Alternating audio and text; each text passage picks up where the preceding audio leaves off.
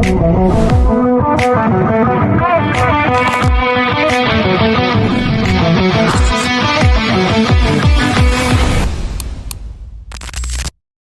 right, you ready to fucking rock this Let's thing? do it, man. Let's do this. This is fun. Here we go. Joel Diaz, That's me. welcome to the show, my friend. Dude, I've been looking forward to this we've been talking about it for quite a while, so this is exciting. Yeah. Quick background so I can get it out of the fucking way. Police officer. I'm sorry. Lieutenant. Weird Police titles. officer. Yeah. Small business owner. That's right. What else am I missing? How many titles do you have? Hispanic. Hispanic. I thought you were Mexican. Yeah, to some people, Yeah. we're all the same. But yeah. You know what, man? Lucky. Yeah. I guess I could put it at the top of the biggest title. Fortunate. But yep, Lieutenant, Deputy Chief, Georgetown PD. It's weird, still weird to me. I say it, and it's kind of bizarre. Yeah. Just coming from where I came from to now, it's been one hell of a journey. Yeah. I will throw out there, too, my classmate. Yes. Yeah. 74th, 60th DSP class. Yeah. Shout out to all the people. Monday was our anniversary. Barlow, Rogers. That was our hire date, so it was our anniversary for. My hire date was day one of the academy, whatever fucking day that was. Because I started the second day. I started a day late with you guys. You did. I remember. Yeah. I was like, who's that guy showing up? Yeah. I got my ass whooped. What does he before want? I met anybody. Yeah. Before we get into all those, 'cause I'm sure we'll have some good shit with that. Where are you from? Oh, man, let's see. Let's go all the way to the beginning. Let's go back. I was born in the beautiful island of Puerto Rico. Okay. Back in 1982. You were born in Puerto Rico. Yeah. So I wasn't sure. I didn't know if you were born there or if you were born in Chicago. Yeah, so I was born in Puerto Rico. Some DV pushed my mother and myself and my little brother to Chicago. Okay. A little stint in Jersey. Kind of bounced around my whole life. But Chicago, where I grew up, went to school, and started molding me in the south side of Chicago to take on this job of police officer. Is that what did it? Chicago? No, that's not what did it. No, the most interesting interactions with law enforcement there. Did you have a lot of interactions with law enforcement there? Yeah, I mean, it's just where we grew up. Nature of the beast. Nature of the beast. Yeah. I mean, they just those guys you were afraid of those unmarked cars when they rolled up because that's just how they rolled four to a car. Did you grow up in Chicago all through high school? Yeah. So I had a little stint like freshman year. I started in Chicago and this would be a 3-hour podcast, but moved to Hartford, Connecticut. Shout out to the Buckley Bulldogs there. Okay, wow. There So I was there for 3 years, went back to Chicago, and did my senior year back at Farragut Career Academy. Shout out to the Admirals, home of Kevin Garnett. Hot dog. I like that. So what was it like on the south side of Chicago? Like, what was the environment? What was it like for you? Was it hard? Was it? It was normal to us. Yeah. Right? To the outside world. And now when I look back at it, I'm like, the hell was I doing there? Like, what the fuck were we doing? Yeah. But to us, it was normal, man. We did all the normal things to inner city kids, right? Kicking over trash cans, spray painting stuff. Yeah. Just graffiti artists, vandalism. You don't give kids something to do, they're going to figure out what to do, and we figured out what to do. Yeah. Softball was a big thing. For us there, the 16-inch softball, no glove. Okay. So it's a Chicago, synonymous with Chicago. Okay. So, yeah, it was I think I saw everything that I was going to see in my career in law enforcement on the civilian side, right? So shootings and so you're around a lot of that stuff. Yeah.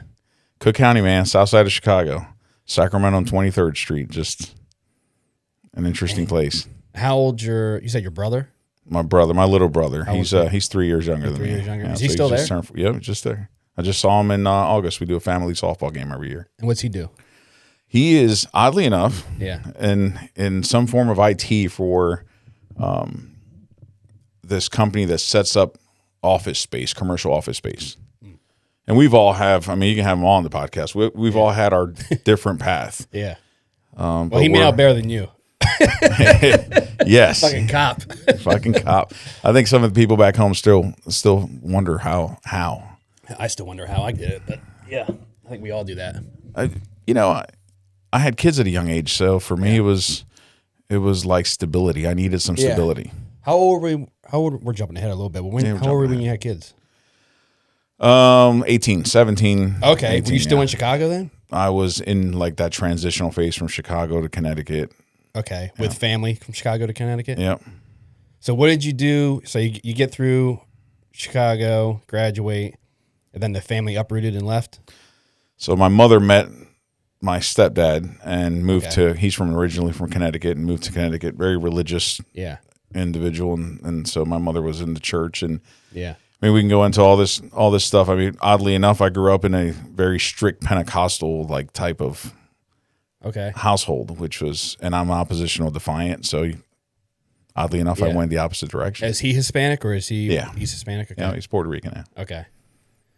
Okay. So what'd you get into there? Like, what'd you do? Did you go into like the workforce in some area or? Yeah, Connecticut was weird because I went there, like I said, my freshman year in the beginning, and once we get there, I don't know what the hell I'm doing, right? So I get into high school, don't know anybody, city mentality. You're standoffish with people. Yeah, my social skills were not, the best. Yeah. So you just had that face of stay away from me, and then met my best friend there, who's oddly enough years later and now works for Hartford PD. Oh, okay. So start off as a mechanic, and shout out to Mickey wherever you're at right now, probably shift work. But he works for Hartford PD. But anyway, him and I couldn't stand each other. Then we hit it off, and one thing turned to the next, and we're best friends. I left, came back, and when I came back, I started working with him, setting up weddings at hotels. Yeah, I've done a little bit of everything. And did you have your kids at this point? I had my daughter. You had your daughter. Yeah. And mom was still in the picture? She was still in the picture, yeah. Okay. And how was that at that time? Man, we had the rockiest of relationships. I mean, it was just, I was young, and I had no business being a dad. Yeah. And, I found that out, almost 20 years later. That I had no business being a father. I mean, I didn't have much of a father figure, so I didn't know how to be a dad. Didn't know how to be a dad, man. Yeah. And that's been my entire life, right? Rubik's Cube, man. You turn it a couple ways and try to figure it out. Yeah.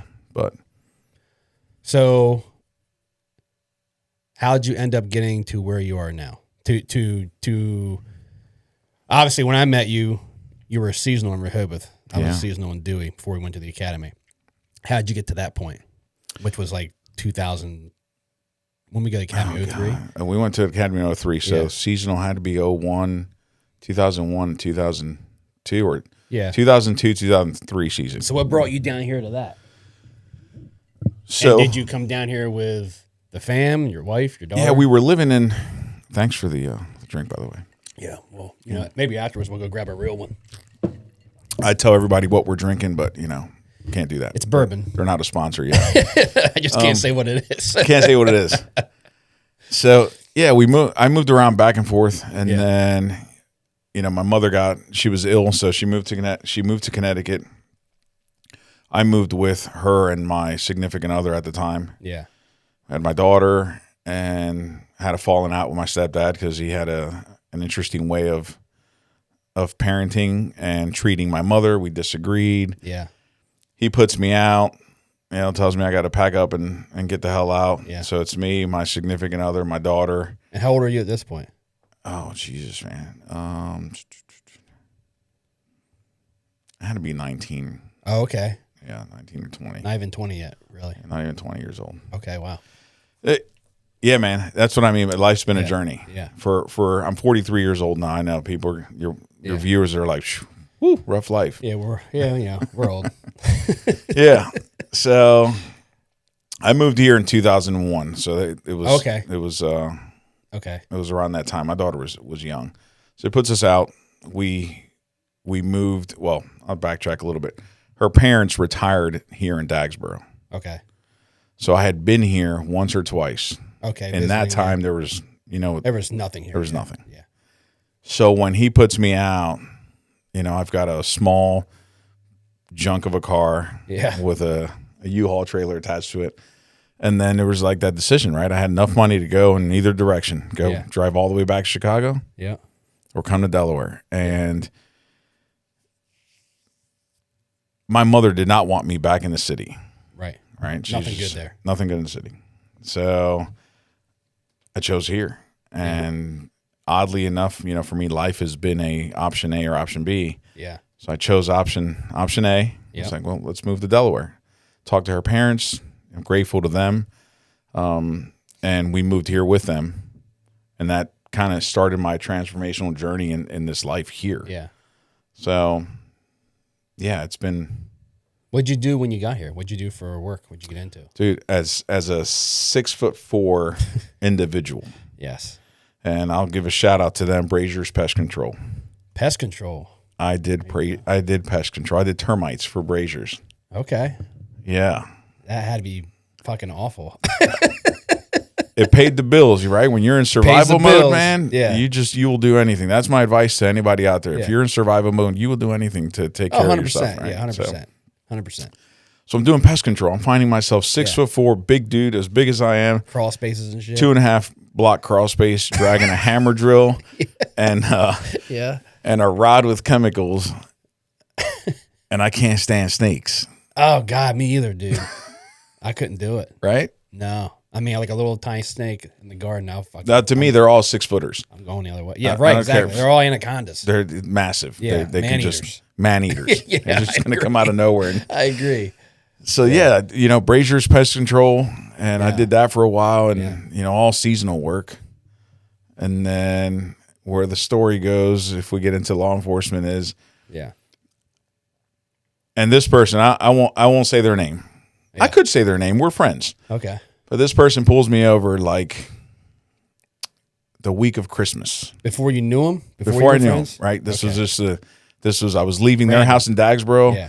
I'm now living in a trailer in Oak Orchard. Okay. Which I found out later on as a cop. Yeah. It's not a favorable place to be with a marked take-home car. No, it's not. Shout out to Oak Orchard West. It's not a favorable place when you're driving through there working in a patrol car. Yeah. So, and there's a story there of DSP calling me going, hey, man, who from your agency lives here or whatever? That's me. And they're like, we're getting ready to do a ticket, a search warrant on a place back there. Can you move your car? I was like, whoa. We'll get into that. So what does that mean? So I'm leaving their house Christmas Eve, or not Christmas Eve, the week of Christmas, sometime during that time period. And I was still running my tags from Illinois, which I hadn't been here long. Yeah, right. And I was trying to get, so I hadn't changed them over. They're expired. Pulls me over. And then I learned that you can get your car towed. God. You can get your car towed for an unregistered motor vehicle or, expired temp tags out, Yeah. So they tow it? They tow it. Oh, so shit. I've got it's her and I and my daughter and some Christmas gifts. I'm broke. Right? You're all in the car when it got We're there? on the car. Oh, so I'm broke. So my her parents at the time, they're like helping with gifts and all that. So I know this sounds like, no, don't start crying. Not yet. There's a good ending to the story. So they come out, they write me the tickets, and now I got to call her dad to come pick us up to take us home. Right. So now I'm in my head. I'm like, man, how am I going to pay for all this? Like where is this coming from? So me in the mindset of always trying to figure something out, man, that's been my entire life, right? Just turn the pieces on the Rubik's Cube, see if you can make a color match. And I'm sitting there, and I just engage the officer in a conversation. And I'm like, in my head, I go, and it's kind of shitty, right? To tow somebody's car, like it's Christmas, they got gifts. Yeah. Is this something that you can cut somebody loose? But I never said anything, right? My mother always taught me, man, just roll with it. Just roll with it. Yeah. So I was like, what do you got to do to be a cop? Yeah. Now, mind you, I didn't have favorable relationships with Did you have any interest in being a cop at this point or anything? Or not really. I just never saw that as a thing. I remember as a kid going, oh, that's pretty cool. Yeah, and, like all kids do, yeah. Like all kids do, right? Yeah. The cliche stuff. But there was like I had no direction, man. I was young with a child doing what you got to do to get by. Working, living in a single wide trailer in Sussex County somewhere. I have no connections, don't know anybody. Yeah. I'm just trying to figure it out. So I'm just like the chat. So I was talking to him, and he's like, "Well, you're too young for full time. You can apply to be like a seasonal." And Yeah. I was like, Yeah. what do they pay? Yeah. Right? Yeah. Initial thought. He's like, "Oh, they pay whatever." I forgot what the salary was then. I was like, "That's a little bit more than what I'm making now." Yeah. So I did, man. I walked into Rehoboth PD and filled out a seasonal application, took their test, did all their things. Yeah. Keith Banks and Marion Jones, who's now retired, they took a chance on somebody who I probably wouldn't hire. Yeah. Right. Right? It's like, dude, you're like 19 or 20 with a kid and no credit history, no money. Yeah. Like Living in Oak Orchard. Living in Oak Orchard from the nothing against Oak Orchard. I just what it was then was intense, right? Yeah. So they took a chance, man. And so that's that pivotal moment was that traffic stop. So anyway, the officer and I just that simple getting pulled over and getting your shit to made you think, I could do this. I could be a cop, maybe. I could do. It was the empathy. Yeah, exactly. Yeah. In me, right? Like in my head, nothing against what he was doing. Right. He was doing his job. Right. I just said, man, I don't think I would tow somebody's car this week. Yeah. So I was like, you know what? If I want to be part of the solution, then I'll give it a shot. If it works, it works. I like it. Went to Rehoboth, became a seasonal. And wild, that was interesting, right? Yeah, seasonal work back then was interesting. I think it's a lot different now. It's crazy now. I mean, when I was a seasonal in Dewey, dude, we had like 50. I think now they have like 10 or something. It's crazy. It was a Wild West back then. They let us do a lot more than. Oh yeah, I mean, back then it was just totally different, dude. I mean, you didn't have, there wasn't body cameras everywhere and cell phone cameras everywhere. There wasn't that not that you're doing anything wrong. There just wasn't that concern of it like there is now in society. You know what I mean? Yeah, I mean, I think that things were, you could say simpler, but I think it's all perspective. Yeah. These new kids now, they're doing our job. They can't live without a body camera. No. Yeah, I can tell you when LT my body cameras, like, what do I do? Yeah, it's like grab another one. Charge it. I don't know what to tell you. Yeah, we were trying to figure out how to keep the light bars on the cars because the lights wouldn't work half the time. Dude, those were wild times back in seasonal days, even early days on the job when we got on. But so you do that for a couple summers. And encouraged by the guys there to apply at full time. Yeah, they're like, dude, did you apply there full time? I did not. Okay. They actually directed me to Georgetown. Oh, okay. Like, dude, Georgetown can use a Spanish speaking officer. I mean, I'm bilingual, so they were kind of driving that train, and I was an impressionable young man. I was like, I have no clue. They weren't wrong. They weren't wrong. Yeah. So again, that great deal of gratitude to the city of Rehoboth. Yeah. Forever. Yeah. That is something near and dear to me. That place, those people, I still stay in contact with them. Yeah. And reach out to them and do the things that I need to do for them or whatever they ask. Anything that city asks of me, they got. Because again, it's one of those choices. And that was a choice too, because I applied for Ocean City PD. Yeah. So I applied to Ocean City and to Georgetown. Georgetown gave me the job. That's how I feel about Dewey. Like, I applied a lot of places. Nothing was going for me. Because back then, it wasn't like now. Back then, it was fucking hard to get hired. It was hard to be a cop. They watch you out for everything. Dude, because everyone wanted to do the job. There was only so many spots. Competition was high. It wasn't like now where it's like nobody wants to do it. If you go apply, as long as you're not too fucked up, you're going to get hired. That's how it is now. At least from what I've seen and what I've heard talking to people that are still in the job. But back then, it was brutal, dude. And same thing. I was a seasonal in Dewey, and they're like, they took a chance on me. Like, we're going to send you through, work here for a couple of years, whatever. And that's what I did, And then same thing. We went to the academy at the same time. So I started a day after. That was a fucking train wreck. Fuck. I remember they called me up on Monday, and they were like, hey, congrats. We're going to put you in the academy. And I was like, oh, okay. Well, and I knew the academy started like today. So I was like, oh, they're going to put me in the spring class, right? Like in the municipal class. They're like, no. You're going to start tomorrow. You got to come into the PD. We're going to give you the list of all the shit that you need. You have to go get it. I'm like, it's 3:00. Like, you know what I mean? Like, I guess I got to go to a Walmart and figure this shit out. You know what I mean? That's what I did. The next day, I was like, driving up to Dover.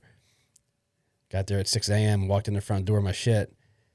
What do I do when I walk in? Stand on the fucking seal. For all those out there, all those people that have gone to the DSP Academy, stay off the seal. First person I see was Andy Partica. 179. Remember he used to take his tooth out? Yeah. Dude. 179 sauce guy. Yeah. He tore me up, dude. They tore me up for a while. And then they sent me back outside around the north side of the building there to the animal hatch. They're like, go in the animal hatch. And I'm like, and for those people out there who don't know, it's just a door. It's just a door. That's They it. call it the animal hatch because they refer to us as fucking animals. Yeah. I'm like, what the fuck is an animal hatch? So I'm like, I just walk around and see a door. I'm like, I guess I'll go in this door. I just walk in and like file the steps up. And I walk in the squad bay and everyone's like, who the fuck is this guy? And shit's just being tossed. Fucking. And we all look confused and yeah. You know, this I'm like trying to change. There's like shit gets thrown everywhere. It's wild, dude. It's wild. I have these conversations with our crew and I go, there's such a difference between, you know, the commuter classes and what we went through, and everybody has their own experiences. But oh yeah, every class was the hardest. Every class was the hardest, and you know, but ours was tough. Yeah, I mean, I think it's. I don't think it's any secret. I think facts are facts. Like the day and age that we live in now, it has gotten a little easier without. Although I will say, it's the first time in 6 years probably that we've sent recruits to DSP's Academy. We've got 4 up there right now. I had 5, 1 quit. Oh, really? Yep. And I heard they got a class smoked. in now. I heard 5 quit last week. Yeah. Total. They had 5 quit because I have a friend up there. They Yeah, had 5 quit last week, the first week. Yeah, God. They're definitely running them through the ringer. Yeah, they're getting it pretty good. I can't say that's yeah. That's Jonathan Packard's, but that's my classmate. That's our classmate. He's the captain up there. Is he captain of the academy? Yes. Now? I didn't know that. He's captain of the academy. Oh, Pac-Man. I did not know that. Yeah, shout out to Pac-Man. He's we said it right. We said he was gonna. I think we said he's most likely to be colonel. Yes, he's in. So now. he's got time left. well deserved, man. He's awesome. He's taking care of us and he does a good job up there, and he's definitely putting the screws to these boys. It needs to happen. It needs to happen. I don't know when I'll be up there, but I go up. I speak at every class. Usually it's like December, like towards the end, getting towards the last couple months. I go up and speak, but I don't have anything scheduled yet. But Academy was fun, man, for what it was. You know what I mean? I mean, you don't really learn shit in there. Dude, relationships, right? Yeah. That's what I look at. I think most of us, Sussex, all have kind of kept in some kind of contact or know each other. I think the relationships are to me what I'll never forget. You know, and for me personally, right. That's a point in time in my life where I'm here in Sussex County, Delaware. I have no family. Yeah, that was my family. That was the first layer of a foundation. Yeah, and a lot of I think we're still close with a lot of guys that we went to the academy with. You know what I mean? Like you, me, Miller, Weller. Like a lot of the guys are still Weller, Blakeman. Close. I mean, we can go down the list all the time still. But it was. I mean, it was a good time, man. It was what it was. You know, you got in, you got out, you did your time, and you went on your way. You know what I mean? What was probably some of it we can't say. But what would be your favorite academy story if you could think of one? I can't think of a whole lot because it was like a fucking eternity ago. But there's a couple I can remember. Oh man, we had you coming in, us getting smoked. I mean, I can go back personally for us, the Georgetown guys, week 3 maybe. I think it was week 3. Was that the week that the one guy quit? Yeah. I remember that. That motherfucker pulled in the parking lot and rolled out. Didn't even get out the car, dude.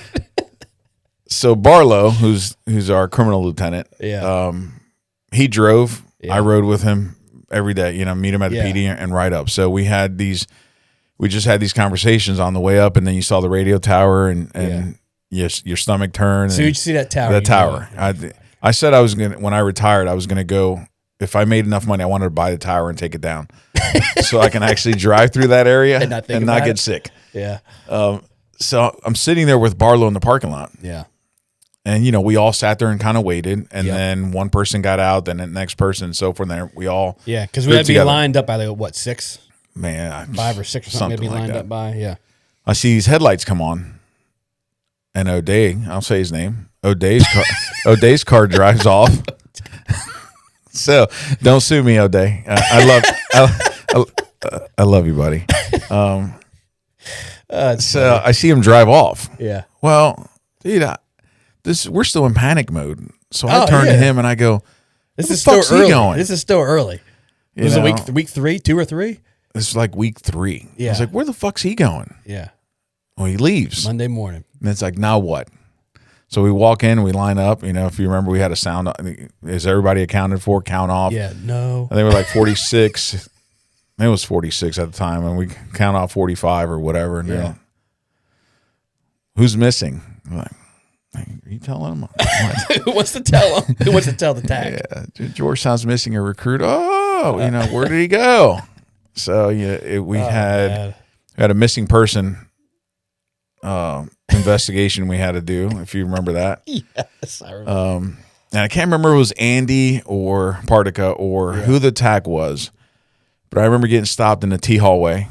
For those who don't know, that's what it is. Yeah. It's a T hallway. There's probably a couple classrooms. One of those guys stops me and he's like, "Did you find him yet?" Yeah. Yeah, of course you're staring up. Sir, no, sir. No, did you check your water bottle? I was like, "Sir, no, sir. Check your water bottle." Yep. Unscrew the water bottle. No, he's not in there. Sir, he's not in there. Yeah. True story, because I've told him this. I wanted to beat the living shit out of him because we got smoked for so long. Yeah. For him missing. They wore us out, dude. They wore us out. I didn't see him till like 4 years later. Was that long? Yeah, and I see him in Walmart. And I said to him, I was like, "Man, it's a good thing it's been 4 years because, man, I was so mad at you." Yeah. Because, dude, my shoulders never felt the same. Yeah. It was just brutal.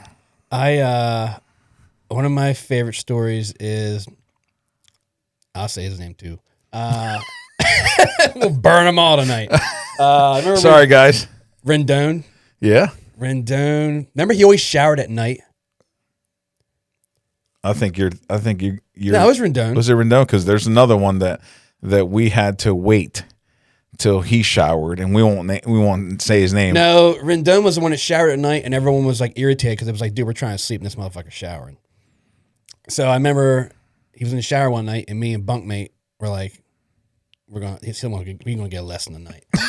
So we went down to Rendon's mattress and took his mattress off. Folks, it's been 20 years, so the statute of limitations. It's been over 20 years. It's been over 20 years. That's how long. It's been like what, 22, 23 years. Yeah. Took his mattress down to the first floor to the animal hatch and left it there. Came back up and made his bed. It's just a springs. Is all it is. There's like a box spring. It's just fucking springs. And made his bed with his sheets. And I remember he jumped up on him. And it was like, I just landed on the springs. And then he was like, "Where's my mattress?" He was fucking pissed. And then he had to go find his mattress and bring it upstairs by himself because nobody wanted to help him. I don't think he showered anymore at night after that. Yeah, I think that some of the stuff we did there just to kind of get by, right? Just you get to having a point, fun to pass time, man. I'm going to tell you, I can see how prisoners get so creative in jail. Oh, my God. Yeah. Right? Yeah. I mean, if you remember, yeah. Sorry, ladies, that we did this while in the academy. Yeah. Our classmates out there who I completely adore. Yeah.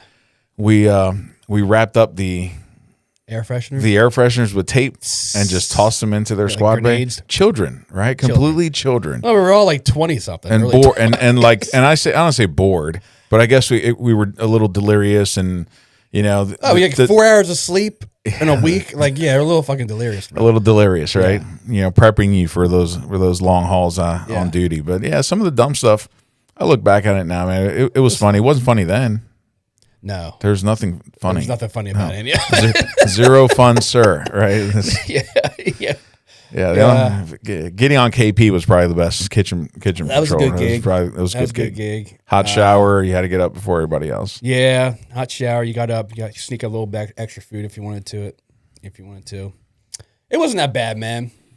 It was an experience, man. To me, I like, what else was I going to do? I mean, like, for me, I didn't really have much life experience. You know, like I graduated high school. I didn't go away to college. I went to community college here, quit because I fucking hated it. Did some odd and end jobs. And it was like, I just turned 21. It was like, boom, in the academy. And I was like, I was still a fucking immature idiot.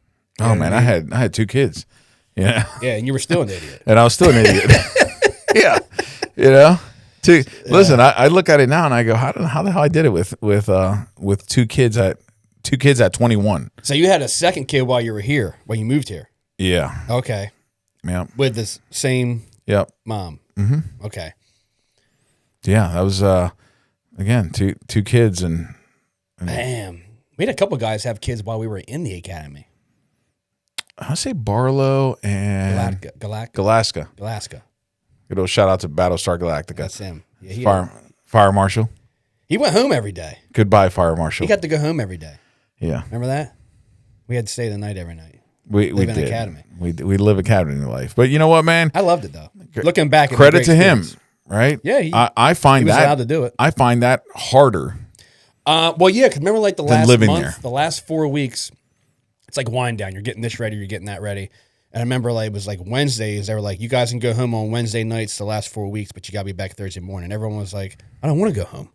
It's a pain in the ass. Like, drive home, get up, drive back up here. Like, I'd rather just stay the night again because they're not fucking with you at that point. That commuting. If I had to convince myself every night, and look, you know, there's guys out there in the military. Hats off to our military servicemen and women and boot camp and all that stuff. I've had people in boot camp that have come to us from other boot camps, and they've said it's just different. And that's what I mean by the police department academy. It's just different. I don't think there's one or the other. But like Dover's academy being a commuter and ours, and people that debate on which one's harder. Yeah, I think it's different. But I preferred getting up there Monday and turning my brain off till Friday. And then Friday, I was like, week 1, done. I think going home would be harder because you're going home and you have to literally make yourself go back in the morning. Whereas, like, if you're there, you're there. You're not thinking about it because you're waking up with them in your face. Yeah, 4:15 in the morning. Yeah, you're up. You're in it. You don't have no time to think about it. Flip-flops and snow. That's it. Grab your jock straps, boys. It's time to roll. It's time to roll. Change uniforms. Yeah. The academy was good, though, man. It was good. I was going to go somewhere from there. I can't remember what it was now, but any other academy stories before we get off the academy? Man, there is so many. That was a good personal one for me. Deputy Chief Norman, he got fired. They made him pack his stuff, and I don't say that was a funny one. It wasn't funny for him. We weren't sure what the hell was happening. We thought he was gone. But we thought he was gone. Yeah. We're like, oh God, we're losing another one. Pack your shit up. You're out of here. Yep. But I forgot about that. Yeah. But I look across, dude, at all the names. Yeah. And where some of the people from our academy class are now. Yeah. And a lot of them have ranked up. Some of them decided to go out and some of them we've lost. Yeah. Yeah. So it's wild looking back, man, seeing like how things played out with certain people. I mean, we lost some guys. We have guys just leave, quit, give up, go to other careers, make it to pretty high ranks within their agencies. Donnie, went from Donnie. I mean, look at Donnie, dude. Chief of UMass, crazy. Yeah, and all I remember him from in the academy. He's chief of UMass, right? He was. He's back now. He's back working at Del at State now. Del State. Yeah. But all I remember there's a story was him knocking Harmon out. Oh, boxing. Lights out. Yeah. Oh, boxing. That's why I dislocated my shoulder. I remember this is a boxing story. I remember I was boxing. I think I was boxing Blakeman. Was it Blakeman? I can't remember. It might have been Blakeman. But anyway, I remember I threw a right and he threw a left and he actually connected with my elbow and like hyperextended it. And I couldn't move it. I thought it was broke. And of course they screamed at me, called me a pussy and all that kind of shit. And then they sent me to the walk-in. So I had to leave. This is on a Friday. So they sent me to the walk-in. I had, sign out, go drive to the walk-in, like down in like downtown Dover, wherever the fuck it was. I can't remember. And I get there. It's already late, and we go home on Fridays, right? I'm thinking, well, they'll just let me go home from here. Nah, motherfucker. You coming back, right? I'm like, okay. So now I go to the doctor. I'm in there, and I'm exhausted. And I remember going in there, fallen asleep in the room, in the patient's room. And I remember, I don't remember how long I was out, but I remember waking up and being like, what the fuck am I? Like, oh, I'm still in this fucking waiting room. Like, what's going on? So I remember opening the door up, and there were people cleaning the office. And I was like, what the fuck is going on here? Like, cleaning people. And there was like a couple nurses like walking around, like closing up for shop for the day. And they're like, can I help you? And I was like, yeah, I'm still waiting. And they're like, what? Like, I'm still waiting. They're like, you were supposed to leave like however long ago. And I was like, fuck. And like, I get back to I'm like sweating fucking bullets, bro. I'm like racing back to the academy. I get there. Everyone's in formation in the fucking gymnasium or whatever. NPR room waiting for me. And I was like, I fucking fell asleep. Everyone was waiting for me on Friday to go the fuck home. It was like 7 o'clock or something. Dude, there's that waiting story, right? We're all trying to leave. Yeah. First Friday. Yeah. And they're going through the CQ, like, and I forget who the CQ was. It might have been Biggs, no Bigley. Yeah. Who coined you Weebles, but you know, yeah, that's he just left. yeah. He had to roll out. Yeah. Well, he got shot. He got shot in the leg, but like by a coworker, like in the locker room or something. Somebody cleaning a gun or something like that. Went off in his leg. Anyway, went off into his leg. You know, he rolled out. Yeah. Man, there's so many good big stories too, but yeah, that guy was a menace. He was awesome. It's love him to death. Yeah. He used a little towel instead of a full size towel at the shower. Yeah, you remember that? Yeah. It was like he was wild, bro. It's like a face wash or something like that, or face towel. And just so everybody knows, it's just like a little fucking room the size of this podcast studio, which is like a spare bedroom. And it's just like, I think there were 8 shower heads, but we had 7 because one was broken the whole time. We had 8 shower heads, one was broken, and one barely spit out. Yeah. And it was 47 of us. Right, so you had roughly 50 dudes that had to walk through these showers and shower every fucking morning in a timely manner. Yeah, I don't know how that transfers over to the job. I don't either. I'm still trying to figure it out because a couple of the guys, I'm like, you want to go shower? And they're like, no, you don't have to do that anymore. I was like, oh, okay, I didn't know. Terrible. I was just trying to figure out how everything from the academy transferred to the job, and I still can't find a place for showering. Did not transfer. So anyway, there's 40-something of us, and they asked the CQ, and I think it might have been Biggs. They're like, how fast can you get out of here? And he's like, 30 seconds. 30 seconds to get 46 people out the door. I think I remember this. So we try, they start laughing. And everyone's like, what the fuck is this maniac doing? And then it was like, come back, it's like 15 minutes or like, good try. And this went on for, however long. But that was another pretty good story because you were just so confused at what was happening. It was a good time, man. I look back at it now. It was a good time. You know what I mean? But anyway, we get out of the academy. We go about our ways. You go to Georgetown. I go to Dewey. Have our experiences. What was at that point? What was family life like for you? Yeah, for me it was rocky. I mean, I think that. Were you still at your in-laws at the time of that? No. Okay. I was now living at I forget what it's called now. It was Oak Orchard West. So any old school people from Sussex County, when I say Oak Orchard West, you're going to understand what that is. Yeah. Anybody outside of Sussex County, you're not going to know what the hell Oak Orchard West is. Yeah. But trailer park, living down there. The owners of that place, great deal of gratitude because again, I was just a young guy with like no. Yeah. There was no foundation there, it was just just raw. Yeah. So they took a chance on me and rented that place out to me, and I ended up buying it from them many years later. Okay. But yeah, a little rocky. Yeah. Right, trying to get used to the job, trying to handle 2 kids, still broker than broke. Yeah. Making a whopping $25,500 a year, I think, maybe $26,000 a year. Yep.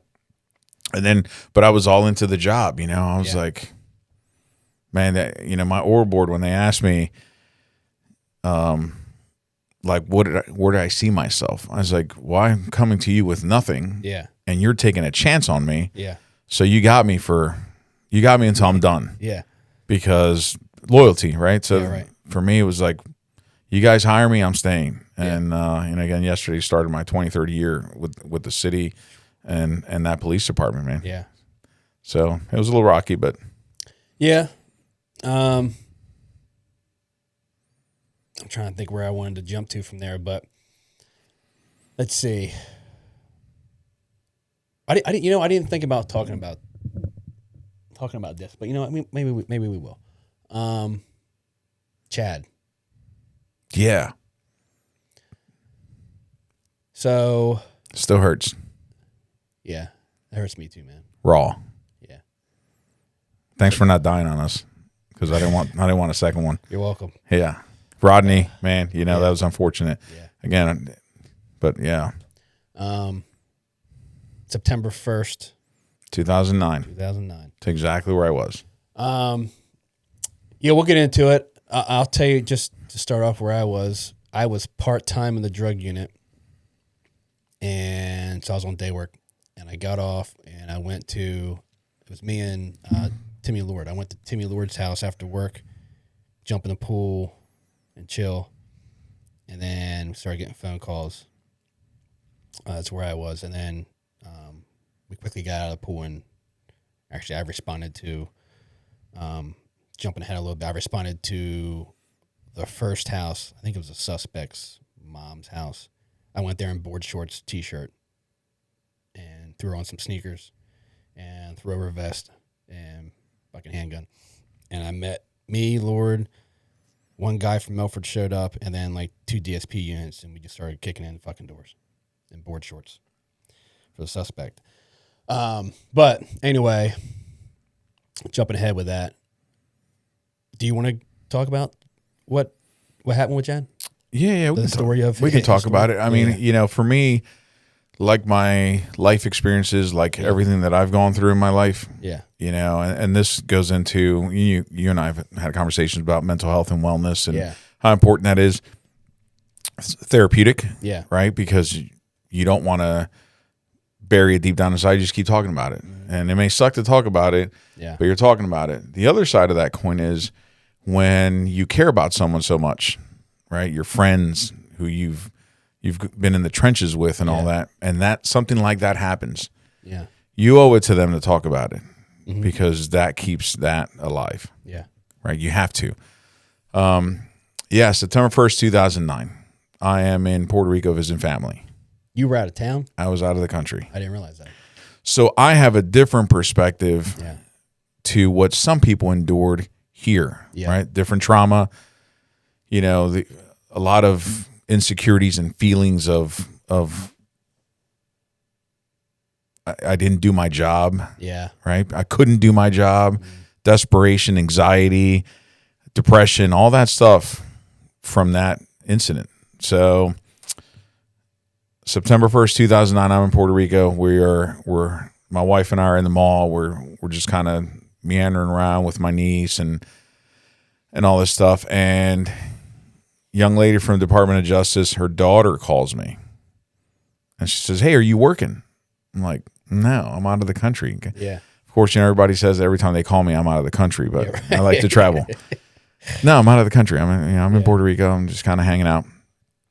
She's like, "Oh, there's a shooting. Either an officer shot or a Georgetown officer shot somebody at McDonald's." I'm like, I would have got a phone call. Yeah. Probably. Right. Yeah. I thought. You're right. I wished. Yeah. So I was like, "Hey, we get all those calls all the time." Yeah. People are just being nosy. She was at Del Tech. She's like, "Yeah, there seems to be a lot of police activity." So I start calling. So about the third phone call, I start panicking because nobody's answering. Like, I'm not getting a response. Yeah. Nobody's answering. Call Sergeant Barlow. It's Lieutenant Barlow's brother. He's not retired. Try to call Mike. Nobody. It was my shift relieving. So I'm like, I know who's working. So I'm trying to call. Nobody. Yeah. So finally I call SUSCOM. That's our central dispatch for those listeners outside of the state. Call SUSCOM, and Ethel Robinson answers the phone. I don't know if you remember Ethel. I remember. Love her to death. Yeah. Yeah. So I was like, "Hey, what's going on?" She's like, "Oh, there's some stuff going on." I was like, "I just need just rip the Band-Aid off." Plain Janet. Yep. Plain, just send it. Yeah. I need to know. yeah, Chad's been shot in the face. He's not doing well. I was like, thanks. Click up. That quick. Yeah. I mean, Done. No questions. No questions. Oddly enough is how I utilize some of that for my death notifications. I learned a long time ago, you just don't sugarcoat it with people, and you don't try to prolong it. Just rip the Band-Aid off and let them start process that. Now I'm at this mall and I'm walking around. I'm like looking around going, what the hell? You know, I'm telling my wife, I was like, I need to go home. Like, yeah, you don't know what to do. You're confused. You haven't talked. 4 hours away. Literally all you know. That's all you know. I'm 4 hours away, 4 hours plane ride, 2 hour drive home, 6 hours away. Yeah. That didn't click with me that I'm 6 hours from getting to Georgetown. In my mind, I'm like, okay, so how do I figure this out? Start calling the airport. Yeah. Getting into arguments with people on the phone from the airline. We can get you as far as here, and then you can drive. None of that was making sense. Not code black, right? But definitely out of body experience. We are used to being faced with a problem and coming up with a solution.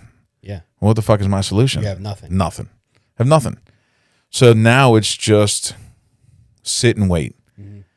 Call, still no answer. Call, still no answer. I don't even remember how I found out that he had died. That it was like that it had been called. Yeah. Because it was a blur from the mall back to the house, and then the only thing I remember for the next hours was hitting the refresh page on the news. Yeah. And then I'm in the mountains in Puerto Rico. There's no signal. So I'm like walking around trying to get signal on this laptop, refresh. Yeah. And I'm seeing the preliminary results, manhunt and all the reports of everything that was going on. I was due to fly back 2 days later, maybe 3 days later. I'm in September 4th or whatever. And still numb. So I remember getting to the airport, starting to drive, and I drove right to their house on Bramhall Street. And then walking in, there's everybody there. Yeah. And feeling different. Just like not knowing, not knowing how to feel. Yeah. All these folks have endured 24, 48, 72 hours of shit. Yeah. Meanwhile, I'm in paradise, quote, you know. I get that. Sitting there. So I walk in and I'm almost not knowing how to feel. I'm trying to just kind of say hi to people. Like, what do you say? Yeah, right. So that was just a bizarre experience for me, man. It was confusing times. Backtracking a little bit, him and I had a conversation before I flew out. Yeah. Right. So he wanted these pair of sneakers, diesel sneakers. I guess they were the hot thing back in 2009 for anybody out there. Yeah. So I had an eBay account. So he was nagging me every shift change to order these things for him. Yeah. So the day, I don't know how many people even know this part. The day before I left, or the day of that evening before I went off shift, before I went home, sat there with him over my shoulder, ordered the fucking sneakers. They're going to be delivered to your house. Yeah. So anybody who knows me, I'm always joking around, right? That's how I've gotten through life. So we're leaving and I go, and I apologize to her because I have no ill will towards her, but I said, if something happens to me, just take care of my kids. Don't let them go to their mom. So this, I know. I no ill will towards, I love my kids. No ill will. So that was young, and I was immature, and I'm still immature, but I said that shit. So that's the conversation, right? Think about that. Yeah. I said to him and to them, Sean, I forget who else was in there. Yeah. Just so you know, if something happens to me, don't let my kids go to them. It's like, I got you, bud. Yeah. So then I go and he's killed. And now I'm coming back and see Aubrey. And that conversation hit me. Then I find out later on, maybe that week, Pop, who's his dad, rest in peace, brings me the box of sneakers because they showed up at his doorstep. Never wore them. I didn't know that. Yeah. Yeah. That's wild. So crazy, interesting conversations that you have with each other, cops. That dark conversation. Yeah. You never know how things can. Yeah. Yeah, I saw Chad. I think it was a couple days before we had I organized a fugitive roundup in Melford. We had like a bunch of agencies come, and he came and was on one of my teams. And then it was like, I think it was a couple days later is when it happened. That was it wasn't the first line of duty death. That Chris Shea was the first one when we got out of the academy with the DUI. That was the first one, but Chad's really got first murder. First murder, yeah. Yeah, I believe in a long time. Yeah, I can't remember if the other one was in the 70s with the two troopers. It was a long time ago. Yeah, a long fucking time ago, dude. There's another crazy part. Jokes, cops, dark humor. Yeah. His picture that everybody sees with the flag. Yeah. Right. They put it on everything. Yeah. Right. They put it on everything. Yeah. We had this conversation. We're in the PD taking these pictures, and we're like, man, that's bullshit. How are we taking line of duty death pictures? This is before this. That's wild. These are our conversations, right? That's the kind of conversations we have with cops. We always fuck around and say crazy, random, morbid shit. That's and I think that for society, I watch a few, I watched your podcast, some of the ones you've been on, and I think what people need to understand sometimes is it's not that we're insensitive sons of bitches. Yeah. Is that we are sensitive sons of bitches, and how we can continue to better serve you is finding avenues to escape. And sometimes it's that humor. Yeah. Therapists I go to, we recognize it, but people won't, right? We always joke, man, if people hear the conversations that we have, Lord knows what the public will think. Amanda gets very uncomfortable because I'll make inappropriate jokes all the time in front of like new people, and she's like, you probably shouldn't be saying that. And I'm like, well, it's me. It's what I do. You know what I mean? I don't know. Maybe somebody will do a study out there that says there probably is one. There probably is one, but I can't read, so in English, not so good. Not so good. My English not very good. Sound like Sammy Sosa. Yeah. I think that when people look at it, and for my therapist, I hope that I have given her like an open book to the mind of an officer, and that we're just human, man. At the end of the day, we're human, but we've seen so much trauma. I can tell you, you know those cases that have stuck with you. Mm-hmm. I've got one from 2005. I'll never forget. I'll never not hear those sounds. From that case. And we endure, we absorb, so the public doesn't have to. Yeah. Right. So that's what people go, well, we don't know what's going on. You don't want to know. Yeah, right. You're right. Right. You don't want to know. That's what we sign up to do. That's the job that we do. We deal with it so they don't have to do it. So you don't have to deal with it. Yeah. Just and then comes that public trust and all that stuff. Yeah. But not for the public not to forget that we're also human. Yeah. We also struggle with our lives, with our relationships, with day-to-day things. My biggest struggle for the longest time is wondering if I still feel. Yeah, I get that. Because you just everything becomes numb. I'm an awkward person as an extrovert. Yeah. Because I feel like I'm a little bit of an extrovert. I like to interact with people. Put me at a funeral. I don't know how to feel. I don't know how to talk to people at a funeral. Yeah, I don't either. That's why I don't like going. Like, I don't go to them. I always kind of feel bad because there'll be a funeral and I'm like, I don't go, or it's like I do the walkthrough and I'm out because I can't do it, man. It's just very awkward for me, and I just don't like, to each their own. Like, I don't have a problem with funerals. People like having funerals. But I don't want a funeral when I go. Yeah, same. I don't want a fucking funeral. I want.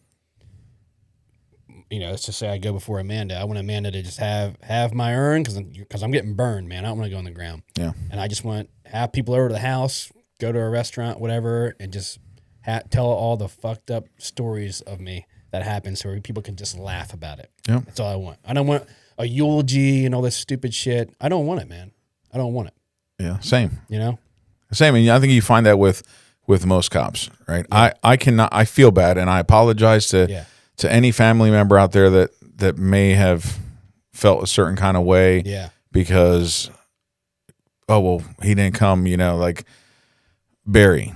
Yeah. That's my dude, man. Mm-hmm. We hung out with him a week or two before.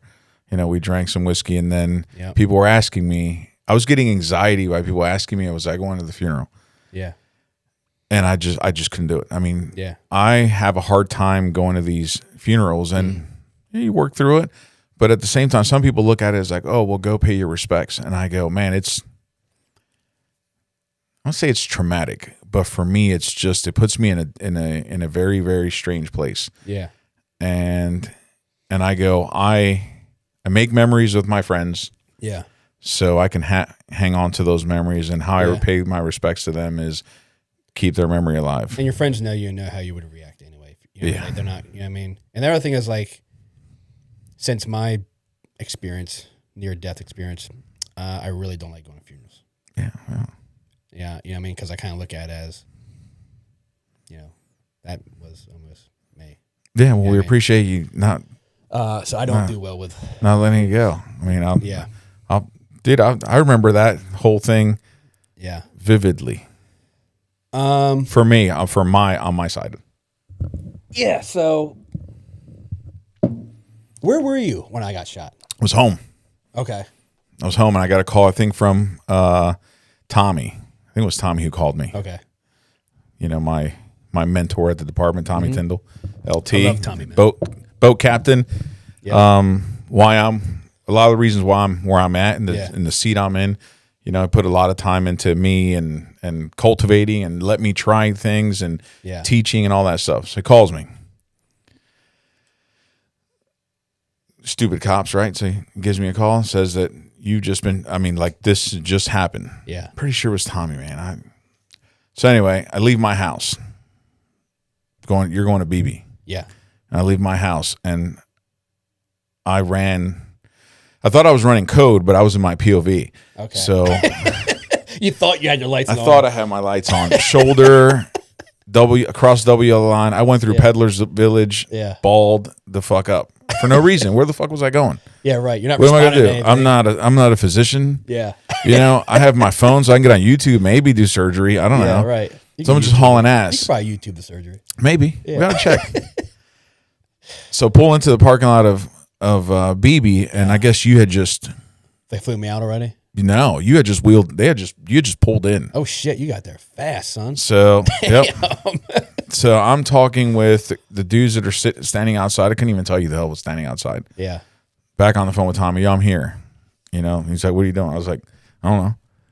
Like, right? Nobody Fuck, really man. I think that you was don't know, man. You just want to be there. I think that was when I look back at it, and and talking to in session and all that. I think it resurfaced some fucking trauma from Chad's and not being able to be there. Yeah. So caution to the wind, right? I got to crashed and killed myself and a bunch of other people. Stupidity, right? I look back on it for no reason, because once I got there, you're like inside. You're not doing anything. And I'm not doing anything. For the life of me, I was in the parking lot when Amanda rolled up. You were there before Amanda. In the parking lot. Yeah. So what was that like, seeing her? Like, get out of the car. Excuse me, it got me on that one. Yeah. Yeah. Like seeing a ghost, right? The image just goes, you don't want to look. Yeah. You don't want to make eye contact. Yeah. Right. For those of us who do our job, we carry guns, we do all sorts of shit. Yeah. How we revert back to a child through some fucking traumatic shit is beside me, right? She's what? She talks about that, actually, how not just at BB, but even more so at Christiana, she just felt like everyone was staring at her the whole time. What do you say? Right. Nothing. Yeah. What do you do? There's nothing you can say. Nothing. And then we're supposed to protect each other, right? Even though we're not there, we're stupid, right? We say, man, if something happens, I'll just roll in. I got his back. Yeah. But when you get there and you can't do anything, right? The most uncomfortable feeling for an officer is feeling like inadequate or like you can't do anything. Yeah. Right? We're supposed to be. We're like those dudes. You have no answers. None. Yeah. No power. Can't even make it up. Nope. Powerless, right? Yeah. So you're sitting there and you're just, now what? Yeah. I think we stayed in a parking lot till you were airlifted out. I don't even remember what the hell. Yeah, I was there for like 45 minutes or something. And then did you go up north? No. Okay. And then that feeling was Thanks. that. Yeah. Man, look, the way my bank account was set up, I don't know if I could afford fuel. Oh, shit. I was there when you came out of the hosptal, though. That's good. Yeah, you know. Yeah, I saw you were my mittens. You like Bernie Sanders. You had you had the mittens. Yeah. Dude, seeing you, you know, like kind of fast forwarding, seeing you coming out was also a completely different feeling. Yeah. Right? Because there was, God damn it, cops, man, we create so much drama for ourselves. Yeah. All these text messages, you know, we were classmates. That's where I created that. I think that's when I created that Facebook group. That Facebook group, 7460. You know, if you're not on it yet and you're a classmate, hop on there. You know, maybe share some information. You need to update that. I know. I think it still says you're in rehab. Yeah. That's the last post. That's the last post. He just got moved to rehab. Yeah, he's gonna be fine. His thumbs are on opposite hands now. It's weird. His big toe's a thumb now. His big toe's a thumb. So they're wheeling you out, you know. Yeah, these mitts on. And all I'm standing there next to the ambulance, like the first or second spot, right next to the ambulance. And all I'm going through my head is like, how do I get his attention? He's probably high as a kite. Yeah, he doesn't remember any of this. Yeah. But you're alive. Yeah. Right. So that was a feeling of, for me, like, fuck, man, he's gonna make it.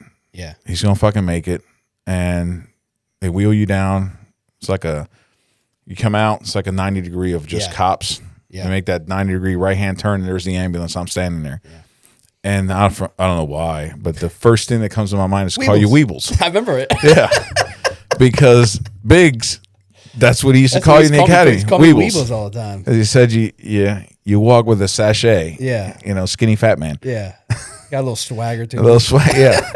So I said Weebles, and you actually stopped and looked. Yeah, I remember it. And I was like, all right, so I know he's crazy, but there's still something up there left.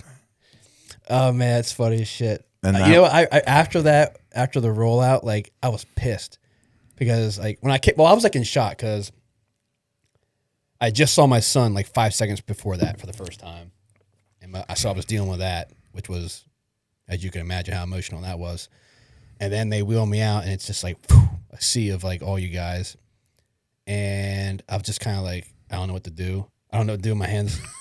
What was that movie? I don't know. That's what it was like. And then I remember I got in the ambulance, and I was like, man, I should have gave like a fucking fist pump or something. You know what I mean? Nah, nothing. Nah, nothing, dude. Just fucking, just straight like this.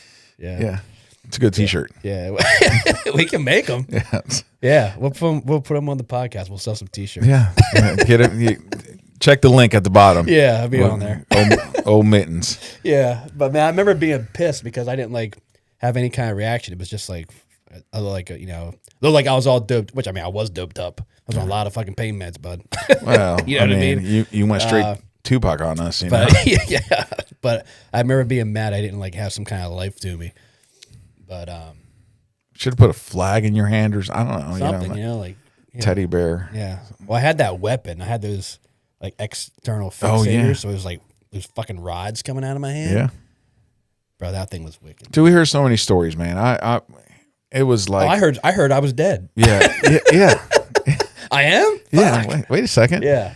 I was like, who's paying my taxes? No, dude, it was like he took a bunch of rounds to the hands. You took a bunch of rounds to the face. Like I didn't know what to expect when you were. Yeah, I mean, all she was told was I was shot in the face, which I was, but I wasn't. It was a ricochet to the face. Yeah. You know what I mean? So, man, that's all she knew was I was shot in the face. She didn't really know about everything else until she got to the hospital. And she was like, whoa. And you know cops, right? Everybody just adds a little bit. Yeah. Like, you know. Yeah, just keeps snowballing, dude. Oh, the movie's going to be great. Who's going to play you? He's not going to make it. Yeah. Who's going to who would play you in a movie? Oh, dude. I already had it picked out. I already know who's playing me in the movie. Who's playing you? The script's already out. Yes. Yeah, it's in my book. The guy playing my movie. Now you put me on the spot. Adam Sandler. No, no, dude. The guy. Kish. His last name's Kish. He's in the Terminal List. I don't know if I've seen that. I'll tell you his name because that was going to bug me. It's going to bug you. Yeah. I mean, I can come up with a couple different people. Let's see. No, I already know. I know who's playing me. He's like one of my favorite actors. I can't remember his name, so you wouldn't know it. Terminal List. It's my podcast. I do what I want. I get on my phone. Yeah. Vin Diesel. No, dude. Taylor Kish, dude. Okay. He played.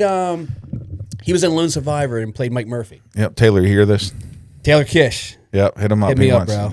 I'll send you a copy of the book. He wants you to. Just yeah. one. I like it, dude. I love that guy. He plays awesome fucking characters. But anyway, that's who would play me. Taylor Kish. Yeah, that dude's great. Who's going to play Amanda?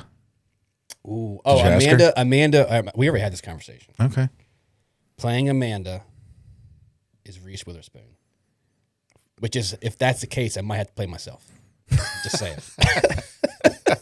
You hear that, Reese? That's okay. Amanda would probably say the same thing if Taylor Kish was playing me, so whatever. Yeah, I mean, you might too. Or, yeah, I might too. I might play Amanda. Yeah, that's a possibility. Let's make it happen. Oh, dude. Yeah, that's the movie. That's the movie setup. Yeah. Yeah, Kish and Witherspoon. That's it. That's what we got.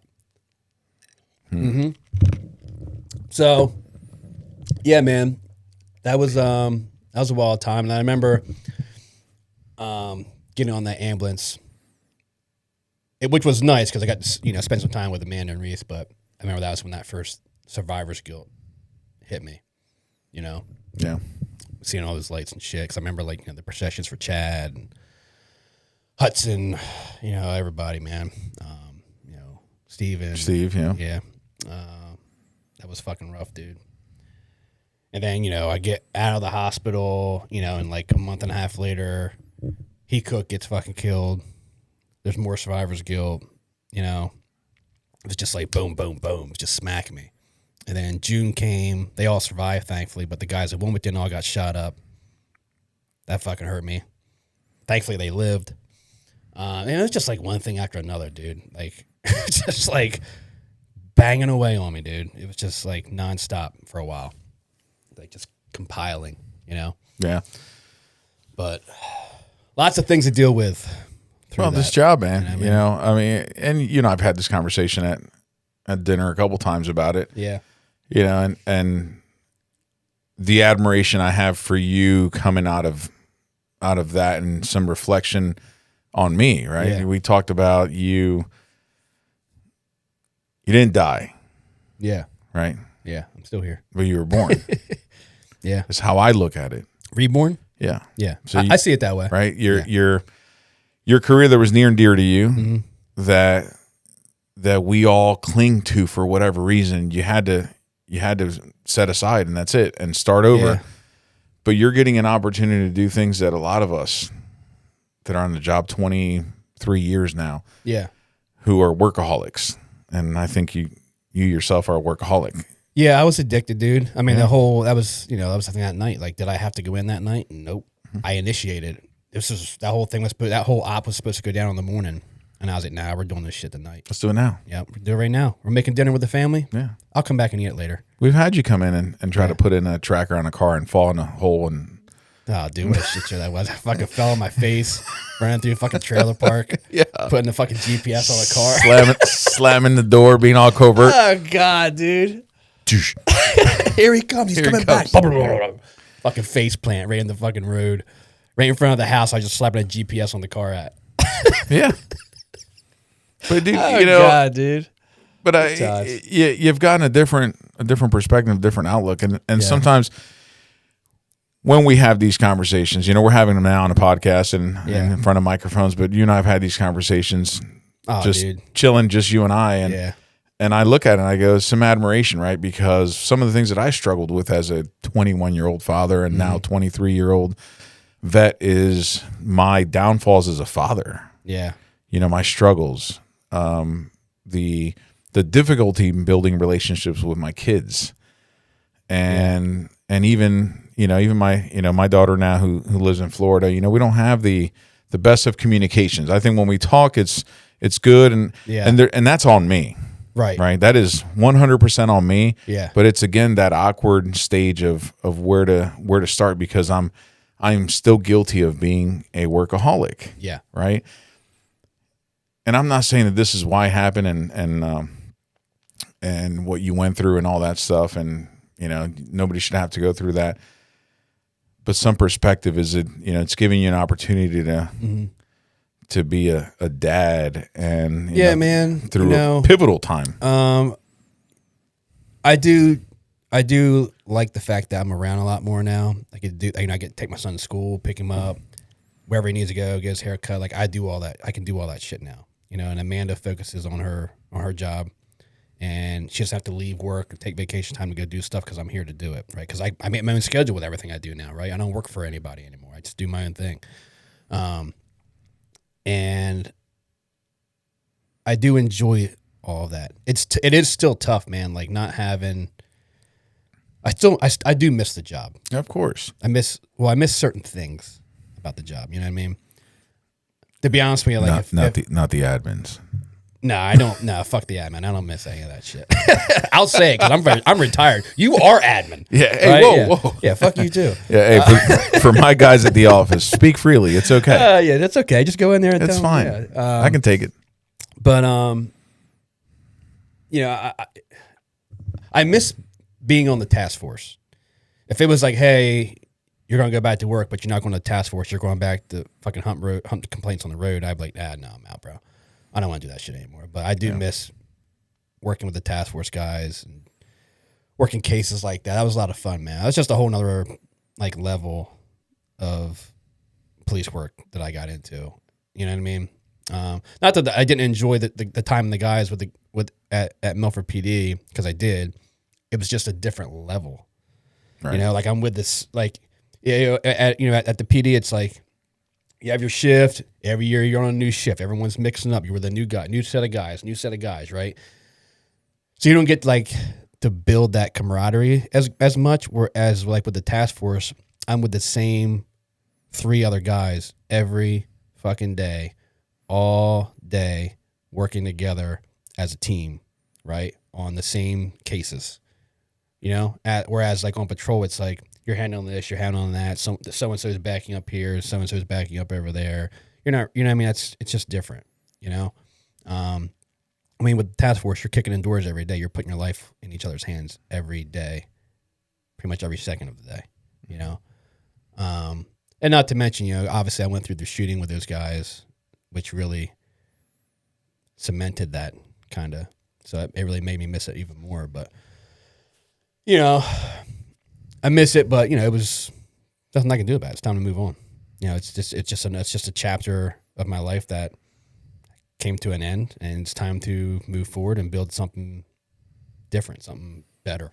Well, finding your purpose, right? And I feel like sharing your story and having these conversations is a different purpose, because there's those guys like myself, who listen, who have those conversations with you, and sometimes we vocalize, even our own feelings and our emotions and what we're thinking, and we hear you say where you're at, but then you hear us say where we're at, and hopefully it gives you a, you know what, I'm okay with turning the page, and I hope to get that point at some point. Like I said, I don't mind turning the page. It's tough, like you're talking about purpose.